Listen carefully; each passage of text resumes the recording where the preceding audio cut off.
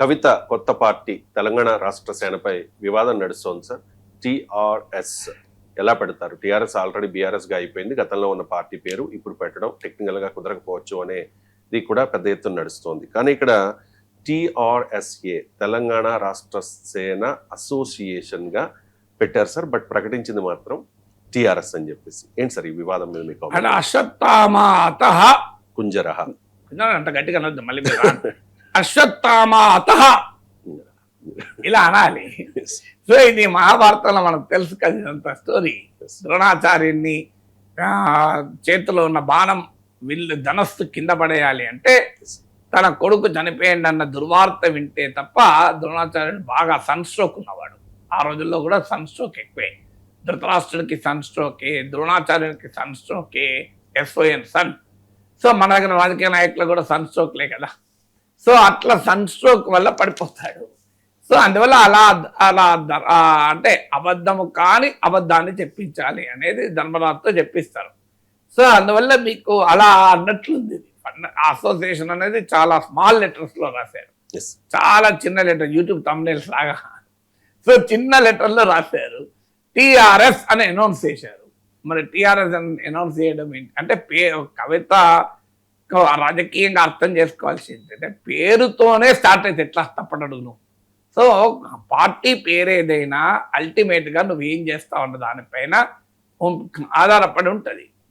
Party ఇప్పుడు మీకు విద్యానగర్లో విద్యానగర్ శంకర్ మఠ్ నల్లకుంట ఏరియాలో ఒకే పేరుతో రెండు ఉన్నాయి. ఒకటి రామయ్య మెస్, రెండవది రామయ్య IIT. రామయ్య మెస్ ఉంది, రామయ్య IIT ఉంది. పోలిక ఉందా? రామయ్య IIT అదేమన్నా అద్భుతమైన పేరు చెప్పండి. రామయ్య గారే అద్భుతం కనుక ఆయన పేరుతో ఏదన్నా అద్భుతమే. మీకు పేరు పాష్ నేమ్ కాదు కదా. మీకు రామయ్య అయ్యా అనే పేరు పాషేం కాదు కదా. ఇప్పుడు ఎవరైనా పిల్లలు అయ్యా అని పెట్టుకుంటున్నారా? ఇప్పుడు పేరేంటి? రామయ్య కాదు, రామ్ అయిపోతుంది ఇప్పుడు. సో అందువల్ల నాగయ్య అని ఎవరు పెట్టుకుంటారు ఇప్పుడు. సో మీకు ఆ పాత రోజుల్లో అయ్యా అని పెట్టుకునేవాళ్ళు. అలా మీకు రామయ్య IIT అన్నది ఎంత గ్లోబల్ ఫేమస్, ఎందుకంటే రామయ్య గారే ఒక అద్భుతం. సో ఆయన అద్భుతం కనుక ఆ పేరు ఏదైనా అద్భుతమే. సో అందువల్ల మనం చేసే రామయ్య IIT కోచింగ్ ఎలా ఉంటుంది అన్న దాన్ని బట్టి జనం వెళ్ళారు తప్ప దాన్ని సిలికాన్ వ్యాలీ IIT అని పెట్టిన రామయ్య గారు పెట్టలే కదా. రామయ్య సార్ ఏం పెట్టి ఆయన పేరు మీద వచ్చింది అది పేరు. Silicon valley IIT, San Francisco IIT అని, బిగ్ టెక్ IIT అని పెట్టలే కదా.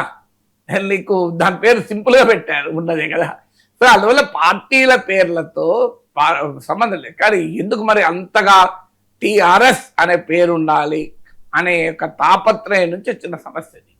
సో ఆ సమస్య మరి పోనీ ఆ పేరు ఉంటుందా అంటే మన ఎలక్షన్ కమిషన్ రూల్స్ అంగీకరించకపోవచ్చు. ఎందుకంటే ప్రస్తుతం ఉన్న రాజకీయ పార్టీలు కానీ లెగసీ పొలిటికల్ పార్టీస్, గతంలో ఉన్న పొలిటికల్ పార్టీస్కు సిమిలర్గా ఉండేటువంటి పేర్లను అంగీకరించారు. ఇప్పుడు ఈనాడు పత్రిక ఉంది, ఆ మధ్య ఒకడు ఈనాడు దర్బార్ అగరబత్తి స్టార్ట్ చేశాడు. సేమ్ ఈనాడు మాస్టర్డ్ అక్షరాలు ఎలా ఉంటాయో అలాంటి అక్షరాలతో పెట్టాడు. ఒప్పుకోలే కదా. So won't accept. అది ట్రేడ్ మార్క్లో ఒప్పుకోరు పొలిటికల్ పార్టీస్, మరి ఒప్పుకుంటారా? అందువల్ల బహుశా ఆ టిఆర్ఎస్ అసోసియేషన్ అని పెట్టారు. మరి అది ఒప్పుకుంటారా ఒప్పుకోరా తెలియదు.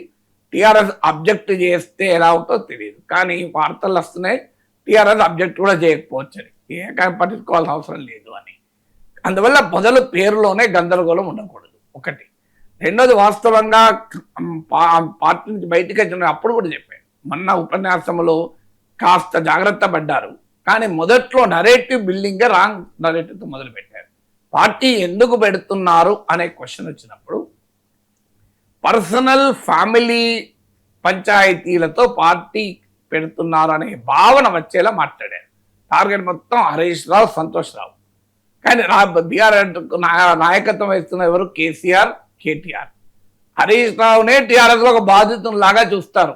సో అలాంటిది హరీష్ రావుని టార్గెట్ చేసి, సంతోష్ రావుని టార్గెట్ చేసి చెత్త రాజకీయంగా ఏ రకంగా లబ్ధి పొందుతారు? సో అందువల్ల నరేటివ్ బిల్డింగ్లోనే నేను ఒక పబ్లిక్ ఇష్యూ పైన టీఆర్ఎస్తో డిఫర్ అయి ప్రజా సమస్య పైన నేను బయటికి వచ్చాను అనే పొలిటికల్ నరేటివ్ కాకుండా ఇదేదో పర్సనల్ ఫ్యామిలీ పంచాయతీతో బయటికి వచ్చాను అనే నరేటివ్తో బయటకు వచ్చాను.